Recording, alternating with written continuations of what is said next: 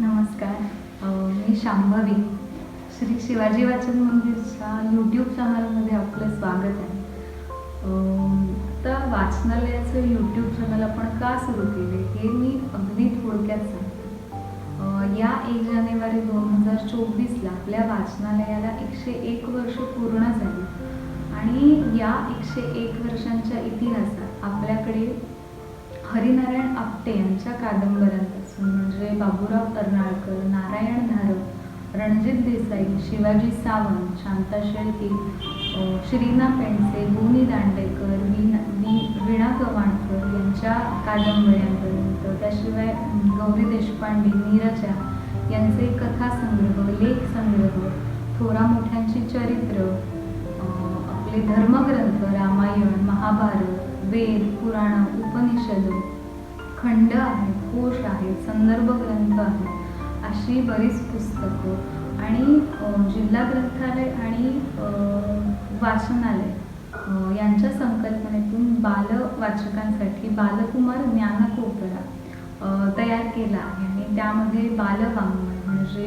बोक्या सातबंडी आहे, Harry Potter, Sherlock homes अशी बरीच पुस्तकं आणि ही सगळी मिळून 20,000 पेक्षा जास्त पुस्तकं आज वाचनालयात आहेत आणि या पुस्तकांना त्यांचा वाचक मिळावा म्हणजे ही पण वाचली जावीत पुस्तकं या हेतूने ही यूट्यूब सिरीज एक सुरू करत आहे ज्यामध्ये मी वाचलेलं पुस्तक किंवा मला आवडलेलं पुस्तक याविषयी वाचक बोलणार आहेत. आजच्या व्हिडिओत डॉक्टर दिघे आपल्याला जनार्दन ओक लिखित सोमनाथ या पुस्तकाविषयी सांगणार आहे.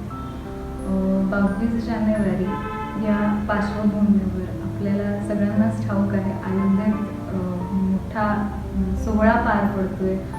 रामलल्लाच्या मूर्तीची प्राणप्रतिष्ठापन सोहळा हा पार पडतोय आणि प्रत्येक हिंदू मनाला अभिमान वाटेल असा जल्लोष सगळीकडे आहे की ते मंदिराचं उद्घाटन आज होणार आहे.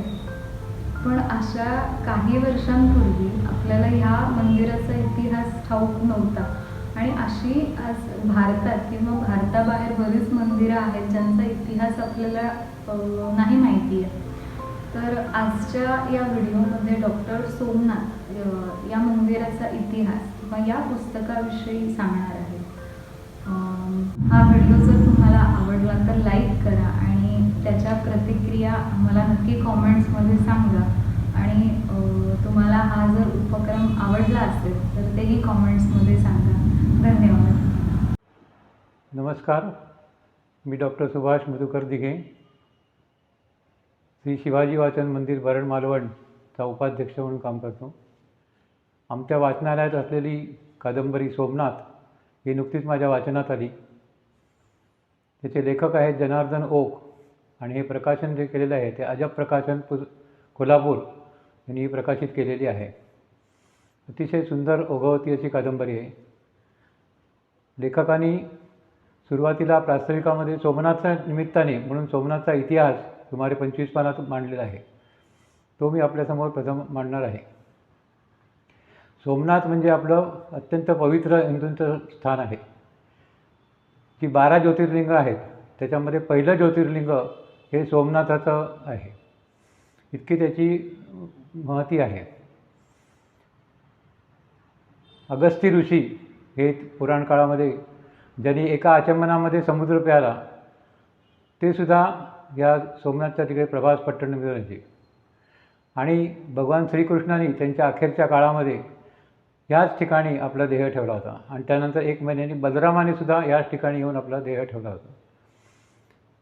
हे सोमनाथ जे आहे ते गुजरात राज्यामध्ये सौराष्ट्रामध्ये प्रभास पट्टण नावाचा एक किनारी गाव आहे. त्या ठिकाणी हे मंदिर वसलेलं आहे. अतिशय प्राचीन मंदिर आहे म्हणजे सत्ययुगापासून ते मंदिर हे तिथे आहे. सत्ययुगामध्ये राजा सोमराज यांनी या मंदिराची स्थापना केली आणि त्यांनी ते सुवर्ण मंदिर बांधलं होतं. त्यानंतर काळाच्या ओघात त्याचा नाश झाल्याच्या नंतर त्रेतायुगामध्ये लंकाधिपती रावण जो शिवभक्त होता त्यांनी हे मंदिर चांदीचं वापरून त्यांनी हे मंदिर बांधलं. त्याचाही कालांतराने नाश झाला आणि मग द्वापार युगामध्ये भगवान श्रीकृष्णांनी चंदनाचं लाकूड वापरून हे मंदिर उभं केलं. त्याचाही कालांतराने नाश झाला आणि मग कलियुगामध्ये इसवी सनाच्या सुरुवातीला राजा भीमदेव पहिला यांनी हे दगडी मंदिर बांधलं. असा पुरातन काळापासून त्याचा इतिहास चालत आलेला आहे. आणि त्यानंतर ह्या मंदिराची भरभराट सतत होत राहिली. एक तर किनाऱ्यावरती असल्यामुळे अनेक जहाजं तिथे लागायची, देशातली विदेशातली लागायची. आणि मग साहजिकच आपला प्रवास सुखरूप व्हावा, निर्विघ्न व्हावा म्हणून ते सोमनाथाला नवस करायचे आणि अमाप संपत्ती अशी त्याच्यामध्ये निर्माण व्हायची. तर असं करता करता सोमनाथाचं महत्त्व हे काशी इतकंच निर्माण झालं होतं. आणि पहिलं जे मंदिर उद्ध्वस्त केलं ते 711 या ठिकाणी मोहम्मद बिन कासिम यांनी तो प्रदेश जिंकला आणि त्यांनी आपले सुभेदाराला पाठवून हे मंदिर जे आहे ते उद्ध्वस्त केलं. परंतु हिंदूंनी परत ते बांधलं आणि त्याच्यानंतर जवळजवळ 300 वर्ष हा शांततेचा काळ गेला आणि अत्यंत समृद्धीचा असा काळ मंदिरासाठी होता. त्या काळामध्ये इतकी समृद्धी होती की वर्षाला 30 कोटी रुपये इतकं त्याचं उत्पन्न होतं असं म्हणतात. सगळ्या मूर्तींना, दरवाजांना चांदी, सोनं, रत्न यांनी मढवलेली सगळं एकूणच मंदिर अशा प्रकारे मढवलेलं होतं आणि त्याच्यामुळे अत्यंत श्रीमंत असं मंदिर होतं. साहजिकच ह्या मुस्लिम आक्रमक जे होते त्यांचं लक्ष या मंदिराकडे गेलं 2 कारणासाठी. एक धनसंपत्ती लुटून देणं आणि दुसरं ती मूर्ती जी होती ते उद्ध्वस्त करणं. तर त्याच्यामुळे इसवी सन 1024 गजनीचा महमूद यांनी पूर्वी भारतावरती 17 स्वाऱ्या केल्या होत्या, पण तो सोमनाथला आला नव्हता. उत्तर भारतात, राजस्थान, दिल्ली या ठिकाणची अनेक मंदिरं त्यांनी उद्ध्वस्त केली होती आणि तो 1024 तो इकडे आला. आणि तो येत असताना अनेकांनी त्याला अडवण्याचा प्रयत्न केला आणि तो इतिहास नंतर त्यांनी मांडला आहे, तो नंतर मी सांगणार आहे थोडक्यात. आणि त्यांनी तो ह्याच्या मंदिरापर्यंत पोहोचला आणि ते मंदिर पूर्ण त्यांनी उद्ध्वस्त केलं आणि ती धनसंपत्ती ती लुटून त्यांनी नेली. त्या संदर्भात पुढे कादंबरीच्यामध्ये येईलच तसं ते. आणि त्यानंतर तो गेल्याच्यानंतर परत एक 15-20 वर्षात हिंदूंनी परत ते मंदिर बांधलं आणि परत सुमारे 100-125 वर्षाचा काळ चांगला गेला आणि साधारण 1130च्या सुमारास परत एक मुस्लिम आक्रमक आले, त्यांनी ते उद्ध्वस्त केलं. परत 1140च्या सुमारास त्याचं पुनर्निर्माण झालं. परत 1296मध्ये एक आक्रमण झालं आणि अशी ती आक्रमणं होतच राहिली. आणि प्रत्येक वेळेला आक्रमक गेले की परत मंदिर ते उभं राहायचं, दिमाखानी परत उभं राहायचं. म्हणजे पूर्ण भारतामध्ये अशा प्रकारे अनेक वेळा उद्ध्वस्त होऊनसुद्धा परत परत बांधलेलं हे एकमेव मंदिर आहे, आपण लक्षात घेतलं पाहिजे. त्यानंतर मोहम्मद बेगडा नावाचा त्यांनी 1498च्या सुमारास त्यांनी ते मंदिर पूर्ण उद्ध्वस्त केलं आणि त्यांनी मशीद बांधली प्रथमच आणि तिथपासून त्या मशिदी बांधायला सुरुवात झाल्या. आणि तरीसुद्धा हिंदूंनी त्याला दाद दिली नाही. तो गेल्यानंतर परत ते सगळं मंदिर बांधलं. पण मग औरंगजेबाचं राज्य आलं. औरंगजेब आणि त्यांनी त्याच्या कार्यकाळामध्ये तिथे सैन्य पाठवून म्हणजे गाढवाचा नांगर फिरवणं म्हणजे काय हे त्यांनी तिथे दाखवून दिलं. पूर्ण मंदिर उद्ध्वस्त केलं, मशिदी बांधल्या, मजार बांधल्या आणि त्याच्यानंतर तो सन 1707 त्याचं निधन झालं. त्यानंतरचा काळ परत त्याच्या पुनर्निर्माणाचा होता आणि अहिल्याबाई होळकर यांनी हे मंदिर 1770च्या सुमारास त्यांनी परत ते बांधलं. आणि ते बांधताना ते दगडी मंदिरच बांधलं, पण सुरुवात त्यांनी ते मंदिर थोडंसं जागा बदलली आणि थोडं मंदिराच्या पुढे जागा घेतली आणि तिथे बांधलं. कारण त्यांना असं वाटलं की इतक्या वेळा याचं मूर्ती भंजन होतं आहे तर ही जागा अपशकुनी असेल, म्हणून त्यांनी ते तिथे मंदिर बांधलं होतं. पण नंतर अहिल्याबाईंनी तिथे धर्मशाळा बांधल्या, घाट बांधले, जसं त्यांनी देशामध्ये इतर नद्यांवरती बांधले त्याच पद्धतीने अहिल्याबाईंनी ते असे घाट बांधलेले आपल्या लक्षात येतं. आणि मग त्याच्यानंतरसुद्धा मुस्लिमांच्या कुरबुरी चालूच होत्या. अनेक वेळा तिथे जिजिया कर बसवण्याचा पण यात्रेकरूंवर जिजिया कर बसवण्याचा प्रयत्न झाला, परंतु बडोदा संस्थान त्यांनी हे सगळे डाव उधळून लावले आणि त्याच्यामुळे छोट्या मोठ्या चकमकी या तिथे होत राहिल्या. त्यानंतर 1947 साली देश स्वतंत्र झाला आणि देश स्वतंत्र होताना हे प्रभास पट्टण जे आहे हे जुनागड संस्थानामध्ये येतं आणि जुनागड संस्थान त्यावेळेला संस्थानिक जो होता हा मुस्लिम होता आणि प्रजा 90% ही हिंदू होती आणि त्यांना स्वायत्तता दिली होती, तुम्हाला पाकिस्तानात जायचं तर पाकिस्तानात जा, नाही तर भारतात सामील व्हा. परंतु त्यांनी पाकिस्तानात सामील व्हायचं ठरवलं आणि ही बातमी वल्लभभाई पटेलांना कळल्याबरोबर त्यांच्या लक्षात आलं की हे जर असं झालं तर आपलं सोमनाथ जे आहे ते कायमस्वरूपी आपण त्याला गमावून बसू, तिथे मुस्लिम देशात हे गेल्यानंतर त्याचं काय होईल हे वेगळं सांगण्याची आवश्यकताच नव्हती.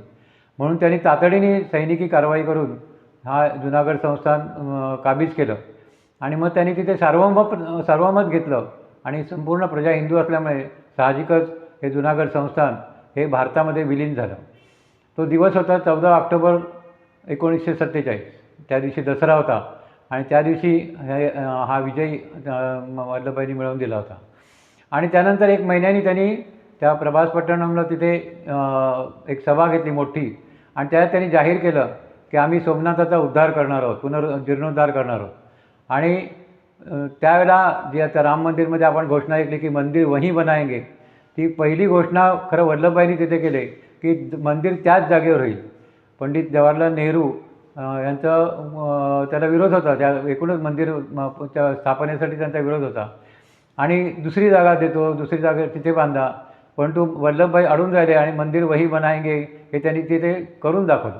आणि तातडीने त्यावेळेला महात्मा गांधींनी सुद्धा त्यांना भेटले होते आणि त्यांना सांगितलं हे मंदिर केवळ हिंदूंच्या पैशातून झालं पाहिजे, ह्याला सरकारी पैसा मिळणार नाही. परंतु त्याच वेळेला आपण बघतो की जामा मशिदीच्या दुरुस्तीसाठी मात्र सरकारने पैसे दिले होते. म्हणजे हा जो दुजाभाव आहे हिंदूंच्या बाबतीमध्ये हा सातत्याने आपल्याला पुरातन काळापासून हा दिसतोच असतो. परंतु लोकवर्गणीतूनच ते मंदिर हे भव्य उभारायचं. त्यावेळेला वल्लभभाईंनी मूळ जागेवरच मंदिर बांधण्यामध्ये त्यांनी संपूर्ण जागा ती खणून काढली आणि तिथल्या त्या मशिदी मजारी वगैरे सगळं म्हणजे काढून टाकलं. त्यालासुद्धा नेहरूंचा विरोध होता, पण त्यांनी त्याला जुमानलं नाही आणि त्या संपूर्ण प्रदेश तो खणून काढल्याच्या नंतर त्यांना जुन्या देवळाचे पाया सापडला आणि म्हणून मग त्या पायाला धरून हे मंदिर परत एकदा दिमाखात ते काही वर्षांनी उभं राहिलं. आणि त्यावेळेला कन्हैयालाल मुंशी हे नेहरू सरकारमध्ये मंत्री होते, तर त्यांनासुद्धा नेहरूंनी सांगितलं होतं की तुम्ही हे करता हे अत्यंत जातीय काम आहे. तर त्यांनी त्यांना बाणेदारपणे उत्तर दिलं की जर स्वातंत्र्य मिळाल्याच्या नंतर हिंदूंना आपली देवळंसुद्धा बांधण्याचा अधिकार या देशात नसेल तर मग स्वातंत्र्याला अर्थ तरी काय. आणि तुम्हाला जर असं वाटत असेल की इथे मंदिर होऊ नये किंवा आम्ही हे करू नये तर मी हा माझा मंत्रिपदाचा राजीनामा देतो. ते ऐकल्यानंतर नेहरू म्हणाले की ठीक आहे, नाही होऊ दे काय ते. आणि त्याच्यानंतर मंदिर झालं. त्यानंतर राष्ट्रपती राजेंद्र प्रसाद त्यावेळेला होते आणि त्यांना उद्घाटनासाठी बोलवलं होतं. त्यावेळेला सुद्धा नेहरूंनी त्यांना सांगितलं की तुम्ही राष्ट्रपती आहात आणि त्याच्यामुळे तुम्ही तिथे जाता कामा नाही. तर राष्ट्रपतींनी सुद्धा असं बाणेदारपणे उत्तर दिलं की मी हिंदू आहे आणि मी एक तिथे हिंदू माणूस म्हणून तिथे जाणार आहे, माझे हा राष्ट्रपतीपदाचा राजीनामा घ्या. त्याबरोबर तिथेसुद्धा ते नेहरूंना परवडण्यासारखं नव्हतं आणि त्यामुळे तिथेही नेहरूंना माघार घ्यावी लागली. अशा प्रकारे मंदिर वही बनाएंगे ही घोषणा ही वल्लभभाईंनी पूर्ण केली आणि त्याचं उद्घाटन झालं आणि तिथे आजसुद्धा ते मंदिर दिमाखानी उभं आहे. ह्या सगळ्या गोष्टींची तुलना त्यांनी आजच्या राम मंदिराशी पण केलेली आहे. आजचं राम मंदिर जे आहे हे सुद्धा बाबरांनी 15व्या शतकात पाडलं होतं आणि त्यानंतरचा संघर्ष हिंदूंनी कायम संघर्ष करत आला, पण तिथे ते मंदिर काही निर्माण होऊ शकलं नव्हतं. नंतर मग रामलल्लाची पूजा तिथे व्हायला लागली आणि मग पुढचा इतिहास हा आपल्याला माहिती आहे की आता भव्य मंदिर उभं राहतं आहे. पण असं म्हणतात की जर वल्लभभाईंना आयुष्य मिळालं असतं तर त्यांनी त्याच वेळेला सोमनाथाच्या पाठोपाठ राम मंदिराचा विषय घेतला होता, कारण सर्व गोष्टी अत्यंत स्पष्ट होत्या की मुस्लिम आक्रमकांनी हे तोडलं होतं आणि आता आम्ही स्वतंत्र झालेलो आहोत आणि स्वातंत्र्याच्या काळात गुलामगिरीच्या कुठल्याही निशाणी ठेवायचे नाही, अशा प्रकारे वल्लभभाईंची भूमिका होती. किंवा त्यातल्या त्यावेळेचे जे सुजाण काँग्रेसजन होते त्यांची पण ही भूमिका होती आणि त्याच्यामुळे ते असते तर नक्कीच राम मंदिरचा प्रश्न त्याच वेळेला सुटला होता. पण इतके वर्षांनी का होईना आज आपल्याला परत आता जानेवारीमध्ये हा जो सोहळा आहे तो आपल्याला प्रत्यक्ष बघायला मिळणार आहे आणि अनेकांनी त्याच्यासाठी जे बलिदान केलं होतं ते सुद्धा सार्थकी लागणार आहे. तसं या सोमनाथसाठी सुद्धा अनेकांनी हे बलिदान केलं होतं. त्यामुळे कादंबरीमध्ये सुरुवातीला जेव्हा हा गजनीचा महमूद येतो तेव्हा त्याचं प्रचंड 1,00,000 सैन्य असतं त्याचं आणि तो त्याच्याशी लढायला बरेच जण तयार नसतात.